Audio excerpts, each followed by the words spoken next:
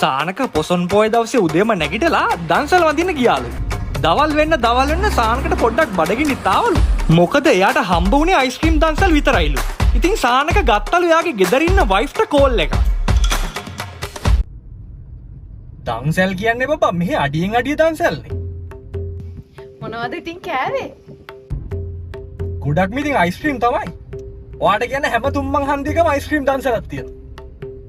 ඕව කකා ඉන්නේ දවල්නේ. බද්දන්සලක් හොයාගන්නකෝ. ඕවනේ මටත් හරි බඩගිනි.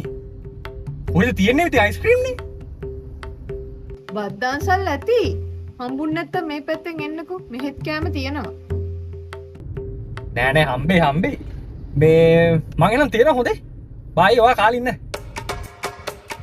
වයිෆ්ගේ කෝල් එකෙන් පස්සේ සානක දැම්මලු අතුරු පාරකට. වැඩි දුරක් යන්න හම්බුනේ නෑ.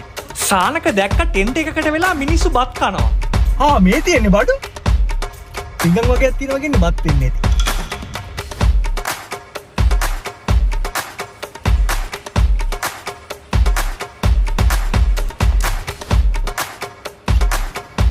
පාරමේ ටෙන්ට් එකක් ගහලා තින් කවුද දන්නේ මේකට අවසර දුන්නේ.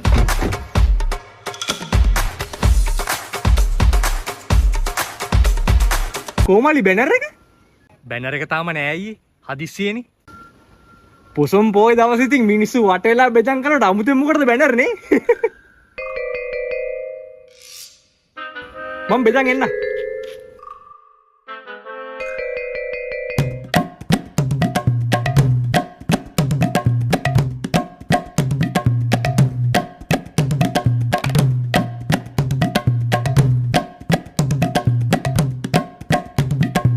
මල්ලි කෑවද?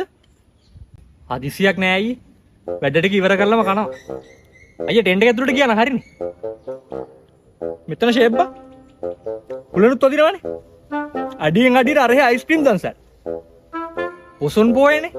මම දැක 12000 ගාණක් මේ පාර රෙජිස්ටර් වෙලා ඉන්නවලු.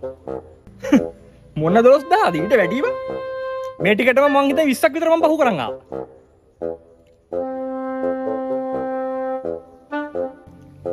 මේ ඉස්ස දෙන්න ගණන් නැද්ද බා? පවුලේ අය වියදම් කරනවා අයි.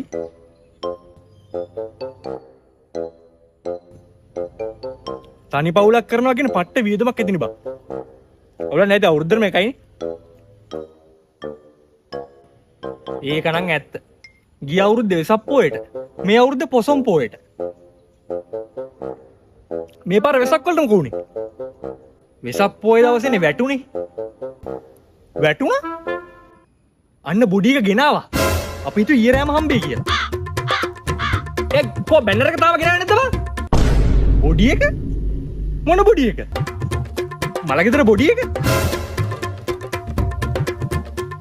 මලගෙදර? පොල් ගහෙන් වැටලා මාසයක් හිටිය පුදුමයි නේ.